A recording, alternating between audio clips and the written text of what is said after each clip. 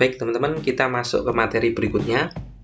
Kalau di video sebelumnya kita sudah membahas tentang respon sistem untuk sistem order 1, pada video ini yang akan kita bahas adalah respon dari sistem order 2. Oke, kita akan lihat bagaimana sifat atau karakteristik dari sistem order 2.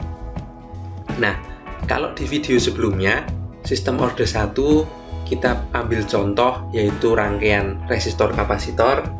Nah, contoh dari sistem order 2 yaitu model matematis dari rangkaian servo. Tetapi di video kali ini kita langsung ambil persamaan standar dari sistem order 2. Nah, bentuk standar dari persamaan order 2 teman-teman bisa dituliskan sebagai berikut. Kita gunakan outputnya adalah CS dan inputnya adalah RS seperti yang kemarin. Persamaannya adalah CS per RS sama dengan omega kuadrat, omega n kuadrat dibagi dengan S kuadrat ditambah 2 zeta omega n S ditambah omega n kuadrat. Oke,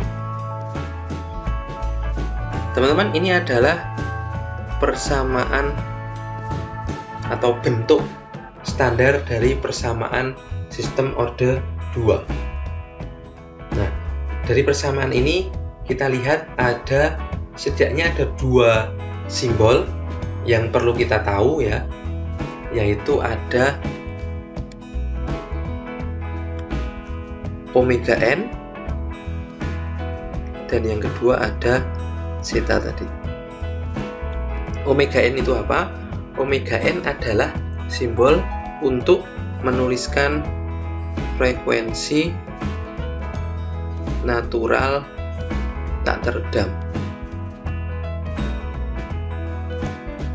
ya, atau bahasa Inggrisnya itu undamped natural frequency. Oke, itu adalah omega n teman-teman. Kemudian kalau zeta sendiri adalah damping ratio ya, bahasa Inggrisnya adalah damping ratio, atau kalau kita translate ke bahasa Indonesia jadinya rasio redaman. Oke, setidaknya 2 simbol ini kemudian akan sering kita sebut terutama untuk melihat atau menganalisis dari sistem order 2. Oke, teman-teman, selanjutnya sistem order 2 ini akan kita analisis dengan fungsi masukan yang sudah kita ketahui sifatnya, yaitu step function ya, atau fungsi step. Respon sistem order 2 untuk masukkan fungsi step, sehingga disebut sebagai step respon sistem order 2 ya. Nah, kita akan lebih banyak membahas untuk ini. Kalau di video sebelumnya di analisis respon sistem order 1 kita gunakan 3 buah fungsi masukan gitu ya. Untuk di video ini di materi respon sistem order 2 ini kita gunakan satu dulu, yaitu kita gunakan masukan berupa fungsi step, sehingga kita bisa menyebutnya sebagai step respon untuk sistem order 2. Oke teman-teman, kita kembali melihat simbol zeta tadi. Saya tuliskan di sini. Simbol zeta ini tadi sudah kita perkenalkan, yaitu rasio redaman. Nah, kita akan membahas efek rasio redaman untuk step respon dari sistem order 2. Jadi, untuk step respon order 2 ini dilihat dari rasio redamannya akan ada 4 klasifikasi dari respon sistemnya. Yang pertama adalah ketika setanya bernilai 0, maka sistemnya akan disebut sebagai tak teredam, atau bahasa Inggrisnya undamped. Itu ketika zeta bernilai 0. Keadaan yang kedua yaitu ketika zeta bernilai di antara 0 sampai dengan 1. Ini disebut dengan sistemnya berada pada kondisi underdamped. Atau kalau kita translate ke bahasa Indonesia mungkin disebut sebagai redaman bawah begitu ya.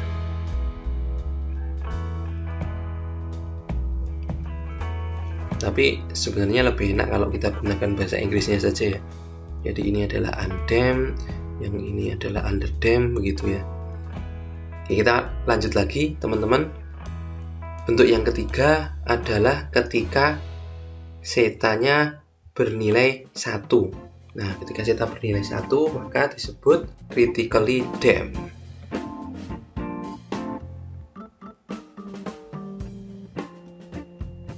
Nah, kalau harus kita translate ya mungkin teredam kritis begitu ya.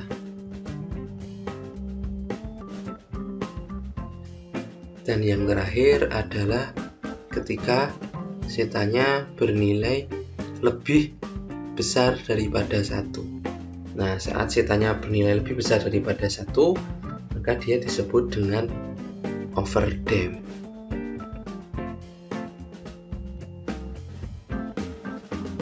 Kalau di bahasa Indonesia kan apa ya? Mungkin redaman atas begitu ya, atau teredam lebih gitu ya. Lebih nyaman kalau kita pakai bahasa Inggrisnya memang ya.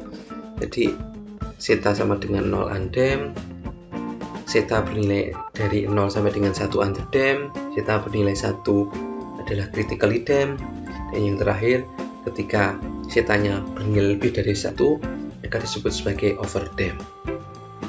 Oke. Nah, keadaan ini teman-teman, ini sebenarnya menggambarkan dari respon sistem order 2. Jadi apakah dia stabil atau tidak, kita bisa melihat dari nilai zetanya ini ya. Dari nilai rasio redamannya sistem tadi. Nah, mungkin untuk lebih jelas, kita akan bahas satu persatu kelompok nilai redamannya ini ya. Oke, kita lihat yang pertama dari kelompok untuk nilai rasio redamannya bernilai 0, atau tadi zetanya bernilai sama dengan 0. Nah, untuk zeta bernilai sama dengan 0 kita sebut sebagai undamped tadi ya. Nah, kapan ini terjadi? Bagaimana yang terjadi ya? Ketika zeta bernilai 0, dia akan masuk dalam kondisi undamped, atau mungkin ditranslasikan ke bahasa Indonesia dia tidak teredam. Maka kalau kita gambarkan responnya itu memang tidak teredam teman-teman. Jadi kalau kita gambarkan begitu ya, ini sumbu waktu, ini adalah keluarannya begitu ya, CT, maka responnya tidak teredam ya. Kurang lebih gambarnya jadi seperti ini. Nah, ini tidak ada redaman sama sekali ya, nilainya tetap begitu ya, osilasi tetap seperti itu, tidak ada redaman, tidak ada pengurangan nilai begitu ya, maka disebut sebagai tidak teredam atau undamped tadi. Kenapa ini terjadi? Ya, ini terjadi karena ketika nilai zetanya bernilai 0, maka akar-akarnya akan berada pada sumbu imajiner ya, berada tepat pada sumbu imajiner. Kalau kita gambarkan dalam S-plane begitu ya, ini adalah sumbu realnya, ini adalah sumbu imajinernya gitu ya, maka letak dari kutub-kutubnya akan berada tepat pada sumbu imajiner seperti itu. Maka dia tidak akan teredam sama sekali. Nah, ini ini disebut dengan keadaan undamped tadi ya, tidak teredam. Oke, gitu ya teman-teman. Kemudian kita lanjut. Oke, kita lanjut teman-teman di keadaan yang kedua, yaitu ketika setanya bernilai di antara 0 dan 1. Oke, ketika nilainya bernilai di antara 0 dan 1, maka keadaannya disebut sebagai underdamped tadi ya. Sudah kita sebutkan sebelumnya. Nah, bagaimana sih keadaan underdamped ini? Underdamped ini bisa disebut sebagai keadaan ketika sistemnya itu teredam tetapi sedikit begitu, maka disebut sebagai underdamped. Maka kalau kita gambarkan dalam bentuk grafik, kira-kira nanti gambarnya akan seperti ini teman-teman. Ini adalah sumbu waktu T dan sini adalah outputnya ya, CT. Maka outputnya akan sedikit teredam. Nah, ada redaman terjadi di sini ya, yang awalnya segini jadi segini, kemudian mengecil begitu ya. Tetapi bisa dibilang redamannya sedikit begitu. Masih ada kelebihan di sini dan ini juga masih ada lebihnya begitu ya. Nah, ini disebut sebagai underdamped. Nah, teman-teman, keadaan underdamped ini terjadi ketika akar-akar dari sistemnya tadi, dari persamaan galang tertutup untuk sistem order 2 tadi ya, yang kita sebut sebagai bentuk standar dari sistem order 2 tadi, ketika akar-akarnya adalah kompleks konjugat yang berada di sebelah kiri bidang S ya, atau S-plane. Maka kalau kita gambarkan, ini adalah S-plane ya, ini adalah imajiner dan di sini adalah real. Maka akar-akarnya akan berada di sebelah kiri sumbu imajiner dan dia adalah kompleks konjugat. Maka gambarannya akan seperti ini. Begitu ya teman-teman, ini adalah keadaan kedua, yaitu underdamped. Oke, kita lanjut teman-teman untuk keadaan yang ketiga, yaitu ketika nilai setanya bernilai sama dengan 1, atau ini disebut sebagai critically damped atau disebut sebagai teredam kritis. Nah, bagaimana keadaan critically damped ini sebenarnya berjalan ya? Keadaan critically damped ini ada keadaan ketika redamannya itu nyaris sempurna begitu, maka disebut sebagai redaman kritis ya. Redamannya bisa dibilang bagus begitu ya. Nah, maka kalau kita gambarkan dalam grafik respon waktunya ya, di sini adalah sumbu waktu T dan di sini adalah outputnya CT begitu ya. Maka kalau kita gambarkan output terhadap waktu ya, maka gambarnya kurang lebih akan seperti ini teman-teman. Bagus banget gini ya. Jadi teredam kritis. Nah, teredam kritis ini terjadi ketika nilai dari kutub-kutubnya adalah sama dan dia berada di sebelah kiri sumbu imajiner pada bidang S ya. Nah, kalau kita gambarkan bidang S atau S-plane-nya, maka kira-kira kutubnya atau pulsnya tadi akan berada di sini begitu ya, kurang lebih ya. Ada dua kembar di sebelah kiri sumbu imajiner bidang S. Nah, ini akan terjadi apabila dia berada pada kondisi critically damped, yaitu ketika setanya atau rasio redamannya bernilai 1. Grafiknya kurang lebih seperti ini ya. Bagus begitu ya. Oke, itu adalah keadaan yang ketiga teman-teman. Kita lanjut untuk keadaan yang keempat. Oke, keadaan yang keempat adalah ketika nilai rasio redamannya atau setanya tadi bernilai lebih besar daripada 1, maka dia disebut dengan keadaannya overdamped ya. Kalau ditranslatekan ke bahasa Indonesia mungkin terlalu teredam gitu ya. Nah, mungkin sesuai dengan namanya, terlalu teredam ini kalau kita gambarkan dalam grafik respon waktu ya, luaran terhadap waktu, maka kurang lebih gambarnya seperti ini teman-teman. Kita gambarkan ini sumbu Y outputnya CT, ini sumbu X sumbu waktunya T, begitu ya. Maka kurang lebih karena dia teredamnya berlebihan begitu ya, terlalu teredam, maka dia naiknya akan lebih lambat gitu.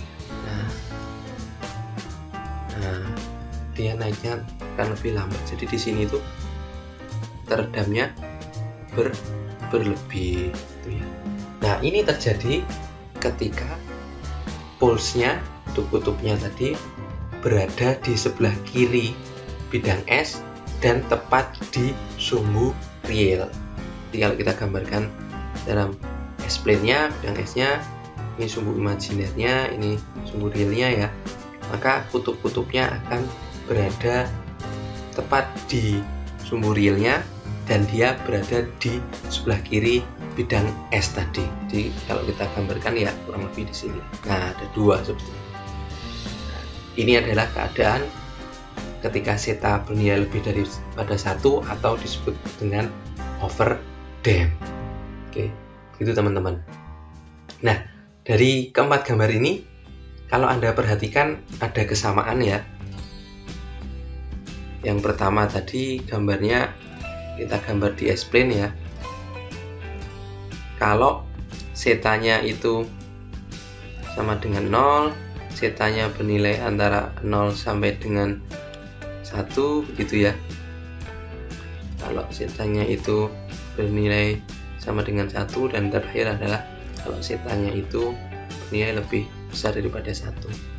Nah, kalau kita lihat, maka bisa dilihat bahwa untuk zetanya bernilai 1, zetanya bernilai lebih dari 1, zetanya di antara 0 dan 1, ketiganya pulsnya akan berada di sebelah kiri S-plane-nya. Sementara untuk zetanya bernilai sama dengan 0, kutub-kutubnya akan berada tepat di sumbu imajinernya. Efeknya apa?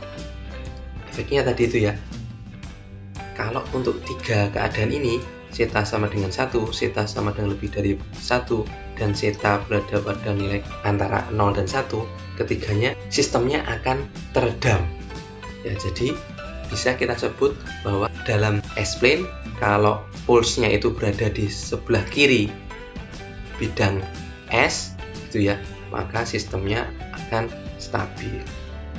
Sistem stabil untuk pulsnya atau akar-akarnya tadi, kutub-kutubnya di kiri bidang S-nya ya, di kiri S-plane. Nah, kalau tepat tadi ya, kalau tepat berada di tengah-tengah atau di sumbu imajinernya, maka dia akan bentuknya tadi, responnya akan seperti ini ya, atau disebut sebagai stabil kritis ya. Kalau sifatnya dari zetanya disebut sebagai undamp, tidak teredam, sehingga sistemnya ya kayak gitu terus gitu ya. Nah, itu sifatnya kalau dilihat dari S-plane untuk letak pulsnya. Nah, kalau yang di kanan bagaimana? Kalau di kanan misalkan di sini begitu ya, atau di sini gitu ya, itu gimana? Ya, itu kalau dia tidak berada di sebelah kiri, dia tidak akan stabil. Jadi kalau sebelah kanan tidak stabil, sebelah kiri stabil, kalau di tengah-tengah itu pas critical stabil. Begitu teman-teman, itu selingan saja ya, mungkin teman-teman sudah tahu juga dari materi lain. Nah, kita lanjut kembali ke sistem order 2 kita tadi. Oke. Maka tadi kan kita sudah membahas kalau zetanya bernilai 0, kemudian zetanya bernilai 0 sama dengan 1, kemudian zetanya bernilai 1, dan yang terakhir ketika zetanya bernilai lebih dari 1. Nah, maka kalau kita jadikan 1 begitu ya, kurang lebih bisa kita gambarkan dalam bentuk grafik seperti ini. kalau setanya itu 0 ya, dia grafiknya akan tetap gini ya. Oke. Kalau setanya membesar, maka dia akan mulai teredam, misalkan kayak gini ya. Kemudian kalau setanya kita lebih besarkan lagi, ya dia akan lebih teredam, dan seterusnya dan seterusnya. Jadi semakin besar dia akan semakin teredam, sampai akhirnya kalau setanya misalkan lebih dari 1 begitu ya, misalkan 2, nah mungkin dia akan teredam teramat terlalu teredam gitu ya. Jadi setanya bernilai 2. Kalau yang sini setanya bernilai 0. Nah, semakin besar setanya, dia akan semakin teredam. Seta semakin besar, maka sistem semakin teredam. Nah, gitu ya teman-teman. Itu adalah sifat dari sistem order 2 untuk masukan berupa fungsi step atau step respon dari sistem order 2. Oke, gitu teman-teman. Oke teman-teman, kita lanjut ke materi berikutnya.